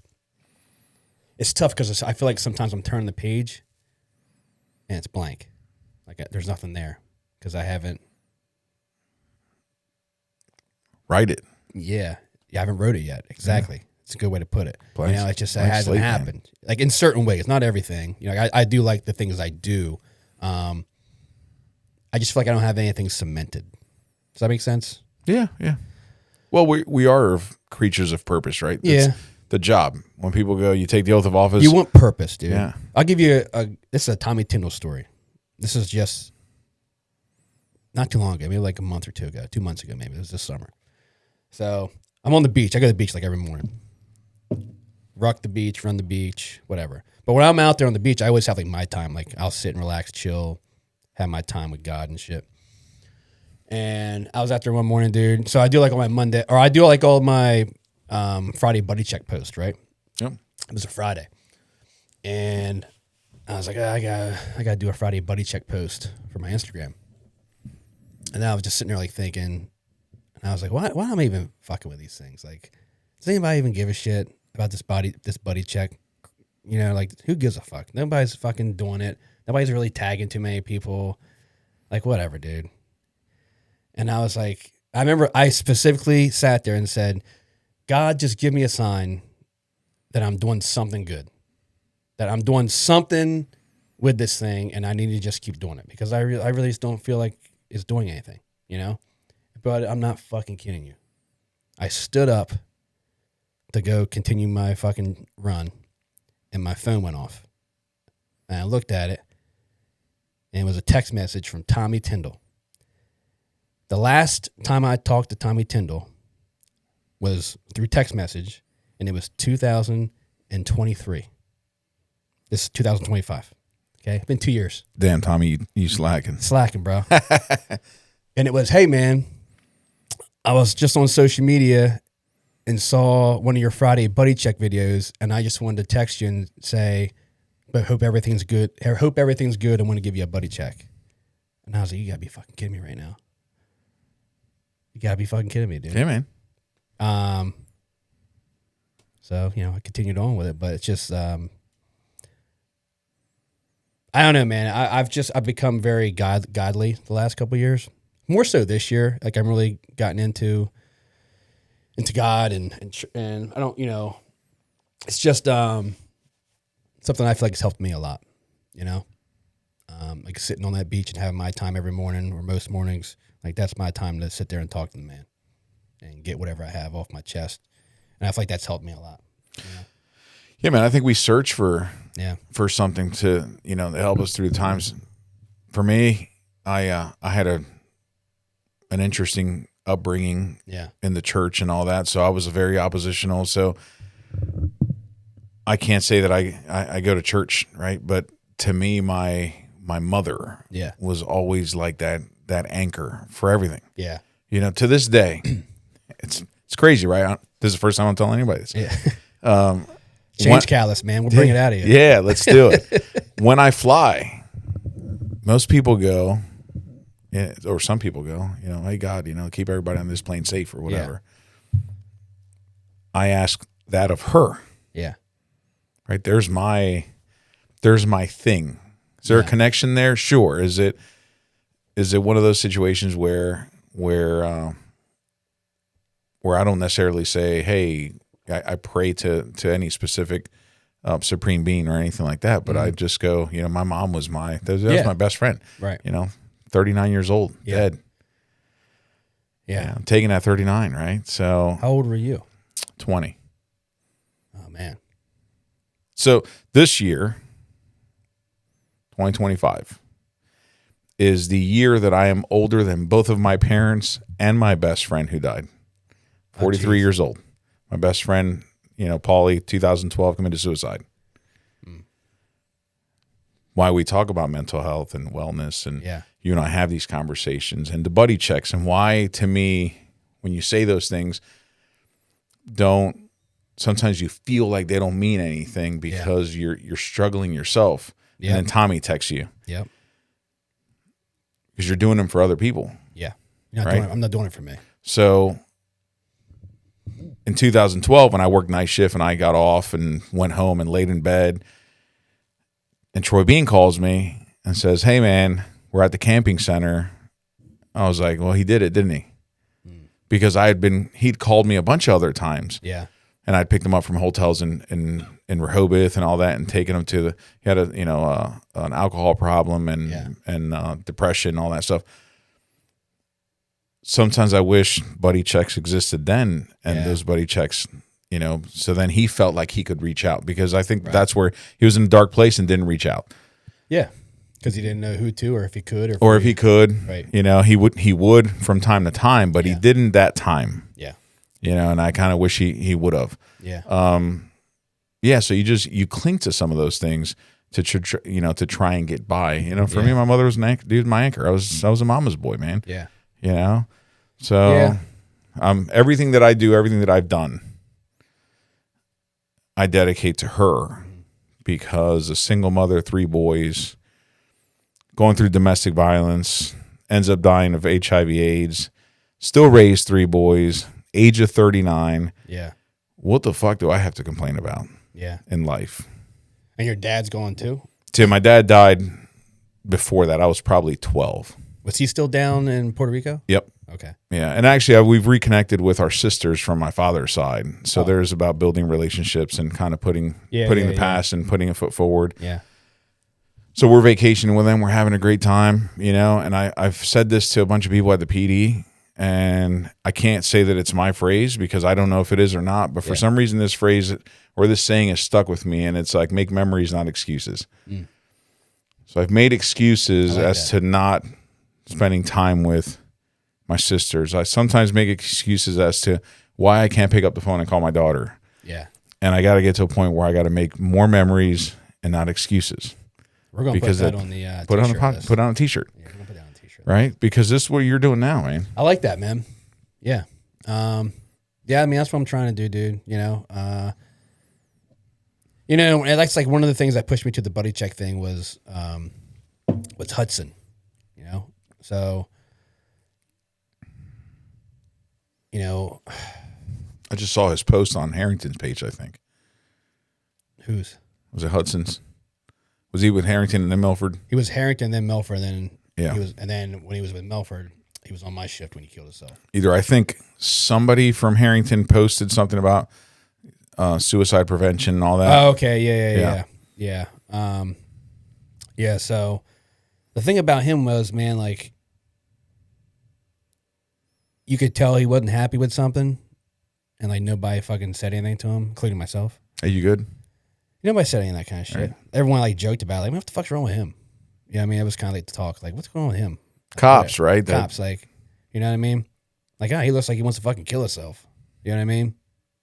And he did. And he did. Yep. And that was 17, dude, I would say until sometime after my shooting. It's like, 3 years plus. Like, I just fucking hated him. I didn't want to think about him. I didn't want to see his fucking name. I was just fucking so angry for years, like just pissed. Like he did that to us, his family, his wife, his son. Like I was just fucking furious with him. Like if God brought him back to life, I would have beat the shit out of him. You know what I mean? Yeah. And then I don't know what it was. Maybe just like my own mental health stuff, probably, I guess. But just made me realize, like, who are you to fucking judge him? You know what I mean? I hear a lot of people say, how can somebody who commits suicide is selfish, right? And you don't understand what is going through that person's mind. Yeah. You don't understand what they're going through, because if anybody knows, my best friend, Paulie, was the most selfless human being that you would have ever met. Yeah. Jovial, happy. So what I understood from his suicide was, man, how dark of a place were you in that you made a point to make everybody's day better? Right. But when you felt you could no longer contribute, you in your own head could no longer contribute to other people's happiness, you felt better if you weren't here and not knowing what you left behind. I mean, because there's not a day goes by that we don't talk about him. Yeah.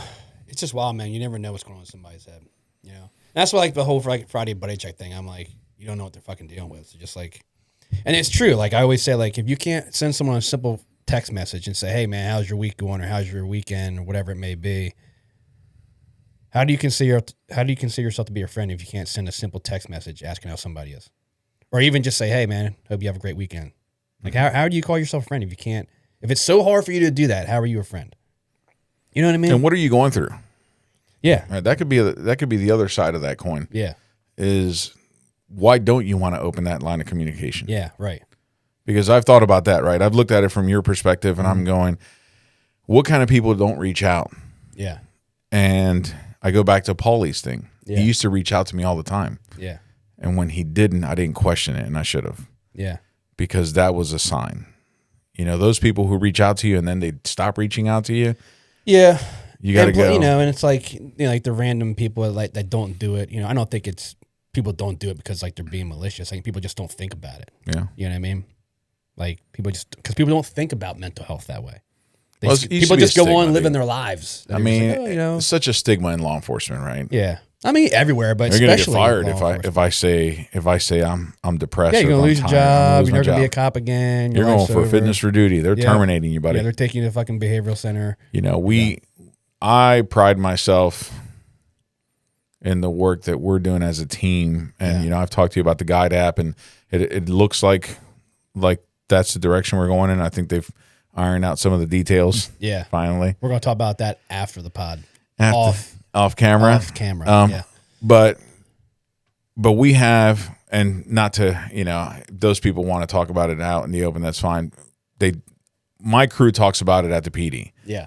Some people go to session, multiple of them go to session. Like I go to session. I talk about it and, you know, out in the open and all this stuff. So they talk about it. Mm-hmm. And I think it's become just normal. We're normalizing just having a conversation because that mental health people go, oh, well, it's a sign of weakness. And I think it's no different than physical fitness. Yeah. For those watching, you know, I need to get into the gym, but it's combined. It's mental health and physical fitness, and how can we better serve, you know, the community? And that's where it transferred to how do you treat the public? Mm-hmm. Because you stop a car and the person's giving you shit, and we're like, man, this person's being an asshole. But then I go back to my traffic stop, back when my car was towed on Christmas and all that stuff, and how pissed off I was. And had I not maintained my composure, you know, things could have been different. Yeah. But that officer had no idea the financial burden that he just piled on top of me. Yeah. At that specific moment. Holy shit, how am I going to pay for $400 to get a car out? Yeah. Plus the tickets, plus all this stuff that I couldn't afford already. Yeah. I feel like that comes at a point in your career, and I think it happens to all of us at some point during your career, even if it's just something little, but you get to the point where it's like, it's day to day, like you're just doing your job. Mm-hmm. You're a robot sometimes, and you're just doing your job. Oh, this is, all right, I got to do this now. All right, I got to do this now. You don't get caught up in like the human side of things as much as we maybe should sometimes. You know what I mean? Yeah. Because we expect it. Yeah. Right? Think about it. We've been saying this for so long. Well, you bear it. We've been saying that we want to be treated like we're also human. Yeah.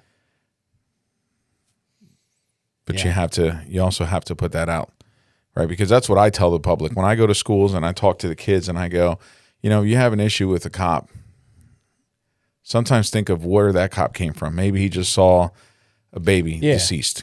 Right. And I've had these debates with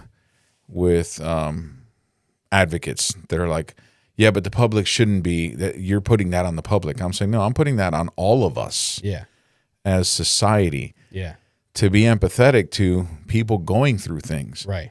If you saw some of the stuff we see on a daily basis, we're human, dude. If I took the uniform off of you and put two people in a room and dissected their DNA and all that stuff, you couldn't tell me who the cop is. Well, maybe. We probably have signs of trauma in our brain or you know some chemicals, some spots. If you leave the brain out of it. If you leave the brain out of it. But at the end of the day, we're all human, and we're all trying to just get by in a human way, right? Yeah. Mistakes, errors. Yeah. We're not machines. We're not computers. Yeah. So. Yeah, I don't know, man. It's like, you know, it comes back to like, you know, handling complaints certain ways, and sometimes maybe the wrong way. It comes down to, you know, you're just reacting to things and burying things, right? Like it's not my problem. I can't think about that right now. Boom. Mm-hmm. You know what I mean? You're just putting it away. Like every other thing of trauma that we go through, a simple complaint is no different. It's like, ain't my problem. You know what I mean? I got a job to do. And that's what it gets to for a lot who, of what, us. where, why. You know, type the warrant, send it. I got to get out here, move on to the next one. Yeah. What's for lunch? Let me get back in my car. I got something pending. Next one. You know what I mean? Next one. That's what it comes down to. Understaffed, overworked. Yep. You know, those are some of the things we're battling now. Tired of dealing with shit. Mm-hmm.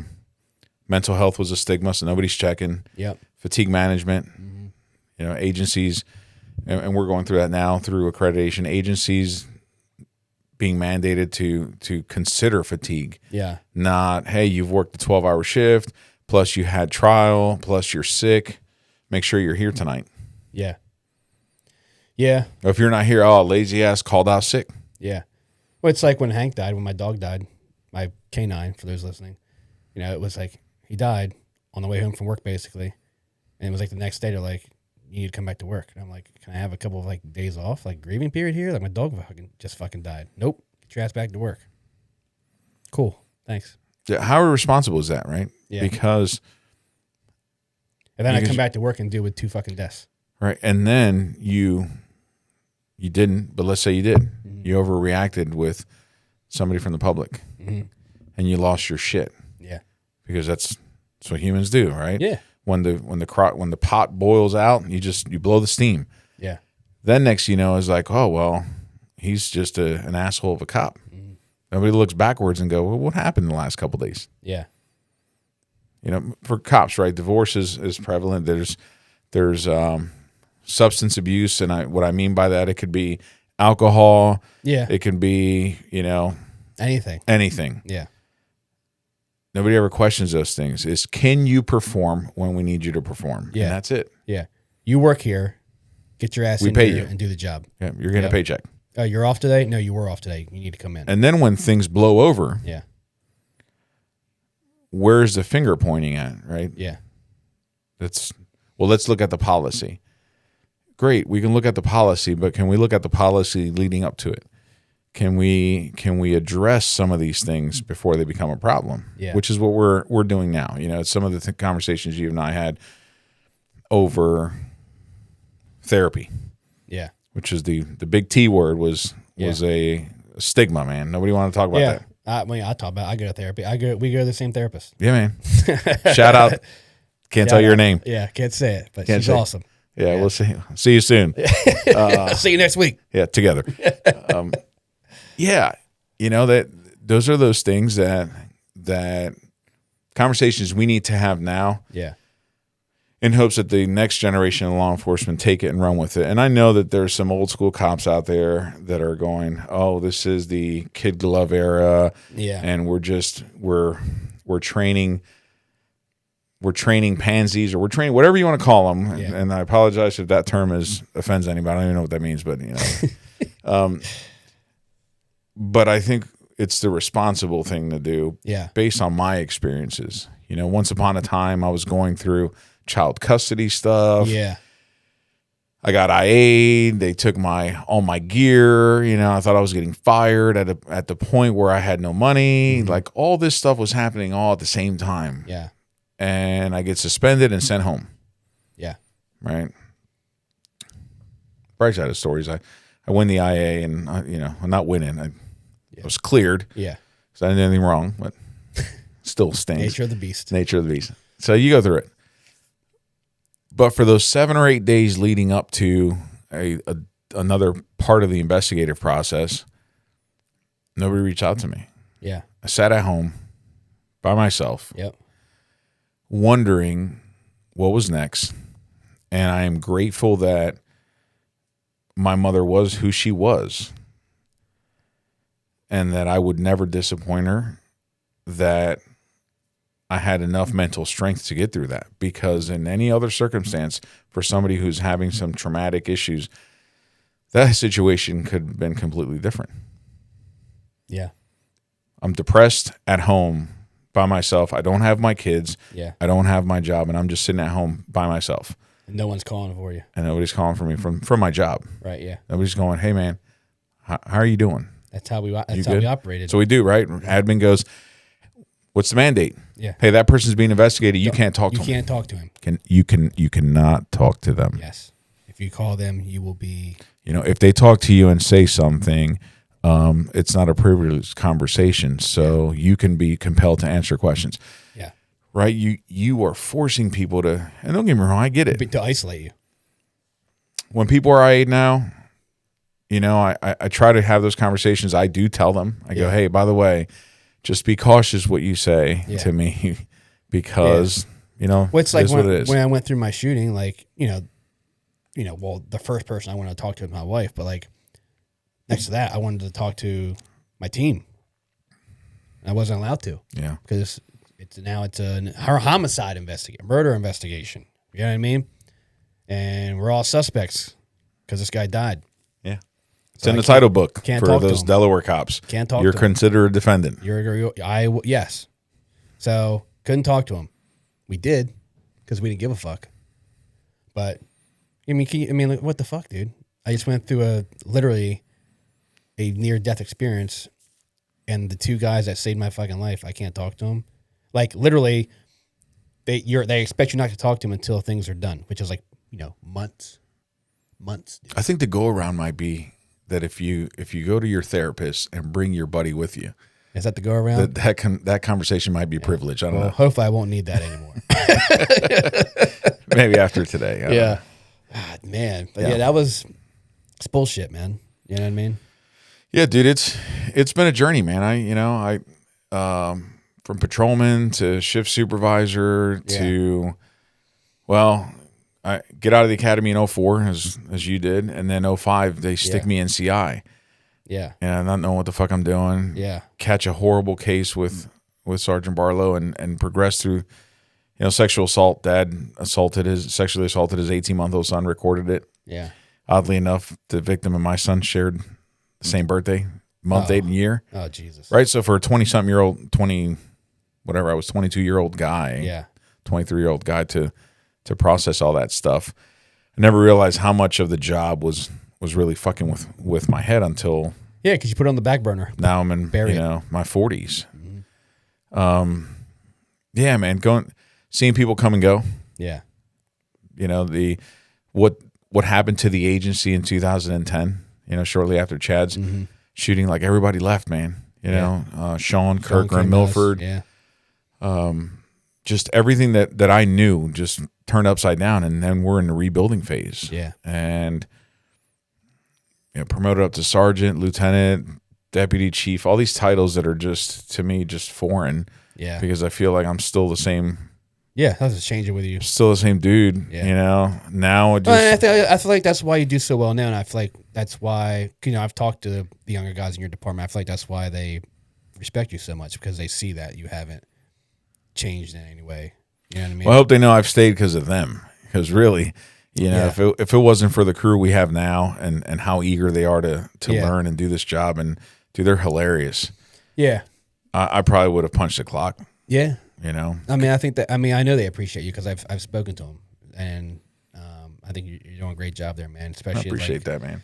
With the mental health stuff, like I feel like you're really like a leader in that, not just at Georgetown, but like in the state. I don't really talk to many other guys that are so involved in the mental health aspect of the job. So I'm trying to figure myself out. That's that's what it's all about, right? Nobody has the answer for everything, but you got to start somewhere. You're making a lot of good moves with it. So. Well, man, like I said, I've told people, like, they talk about legacies and I said, dude, at the end of the day, man, wherever my mother is, I just want her to go, you know what? Yeah. I went through all that shit. Yeah. And it was worth it because there's my son. That's it. Yeah. It has nothing to do with anything else. Yeah. Obviously I want my kids to be proud of me, but deeply rooted, that's where the root is for me. That's my driving force. Always has, always will be. Yeah. It's important, man. It's like me, like trying to leave a legacy for my son, like what is he learning from me now since after cop life? You know what I mean? What am I teaching him now? What am I providing for him?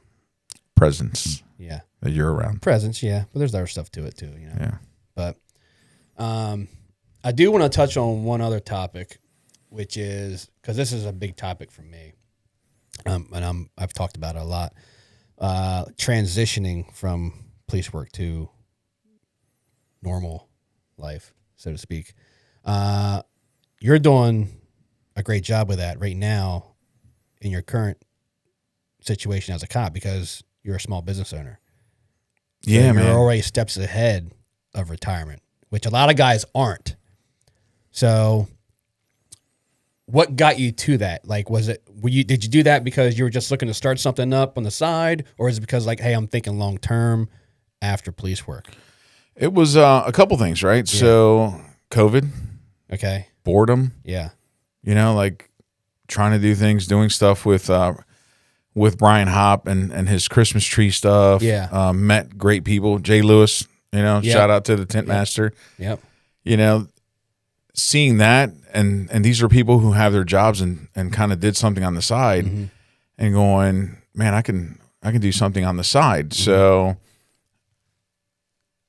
through those times, my partner in the business, Edgar Verde, he actually was doing some work with Jay and COVID, and we were bored, and we're doing stuff out of my garage, and that turned into doing stuff for people, friends, using the network that we have, building upon that. And then next thing you know, it's like, oh, I need to get a building. So, talk to Edgar, and I'm like, hey, what do you think? And at that point, Drew he's a correctional officer. He was doing the detailing with us, and it was the cliche 3 idiots in a garage and a napkin. Yeah. Coming up with a logo. Yeah. And just really bored. Yeah. Like, what can we do that's different? And kind of, it was almost like, ooh, we can have a shop where us 3 hang out, and bullshit and drink beer, and tint windows, and we're good. And the relationships you build. Mm-hmm. So the relationship with Edgar and I is one where we're like-minded. That's why the business works. Yeah, because we're like-minded. We are driven. So when we move into this building, we're doing cars. Well, then cars turns into doing restaurants on Route 1. Then it turns into doing houses. Then it turns into doing paramedic building and a vendor for the county and a vendor for the state and the jail. And another moment in my life that is surreal, because it gained more traction than we anticipated. Right. It's tough because we both have our full-time jobs. So we're trying to split our time. And then I'm also battling this stupid ideology or the stupid idea in my head that I'm such a workaholic because I'm spending more time doing police work in that than I am at home again. So I battle that. I mean, that's a reality of it. That's for anybody that's starting a business and having another. I mean, it's just part nature of the beast. So it's about making those sacrifices for whatever it is your ultimate goal is, right? We sacrifice. Yeah, man. I guess I'm to the point where I was like, I don't want my kids to have to worry. I see this in the job all the time. Yeah. To have to worry about how they're going to take care of me when I'm old. Right. I'm jumping through these hoops so they can live their lives and they don't have to take care of me. I'll be taken care of. Yeah. I'll have money to pay the nursing home if that's where they want to shove me in. Yeah. But what I like about the civilian job is it's prepped me for life outside of law enforcement. It lets me be normal and human and not deal with anything else other than what shade of tint you want. Yeah.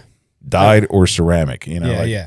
I mean, that's why that's one thing I like about getting out of law enforcement was not just hanging out with cops all the time. I can hang out with, I don't really have a lot of friends that are cops anymore that I hang out with on a regular basis. Most of my friends are like normal fucking people, which is awesome because I'm not sitting around talking about the same gut-wrenching cop shit all the time. It's depressing that we always do when we hang out with cops. Yeah. You know what I mean? Well, some of our conversations today. Yes, like most of our conversations today. Let's talk about whiskey. Yeah. So I do enjoy that, like getting outside. It has been nice. Like a weight was lifted off of me when I retired. I mean, it was hard in a lot of ways, but there was also like a weight lifted too. So I think it's awesome that, man, you really set yourself up to walk out of that. Whenever it's time for you to walk out of that door, like you're golden, I've made peace with it. Yeah. I've made peace. I've told people this sounds morbid to some people, and just understand these are just cops talking. Yeah, because you're a cop at heart forever. I mean, it is what it is. But I've made peace with retirement. I've made peace with life. I've made peace with death. Yeah. You know, I've done what I can. What I've done, I felt like I've contributed, and so now, make memories. That's what it's about, man. You know, I like it. Whiskey and conversation. Whiskey. What do we call it before we? How you called it? Whiskey and conversation. Whiskey and bourbon and dialogue. Bourbon and dialogue. Yeah. That's the next podcast. This is not going to be the Change Catalyst with Joel Diaz. This is going to be the Change Catalyst.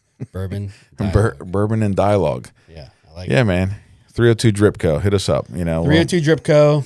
Hit you up. We'll put it on. We'll put it on the podcast. And Edgar, if you're watching, we're going to talk about sponsoring the podcast. This podcast is important. I mean, I appreciate it, man. When you asked me to come out, man, if you're listening to this and you want to sponsor the podcast, you know, equipment's expensive and all that stuff. Oh, you know, hit TJ up and he'll throw some stuff on there. I appreciate it, man. We you know, a lot of people were like, "Oh, you're going to do a cop podcast?" I'm like, "Nah, I'm not going to do a cop. We'll have cops on, but I want a podcast for everyone, man. You know, like I have people from all walks of life. I've had you're on here. I had a guy on.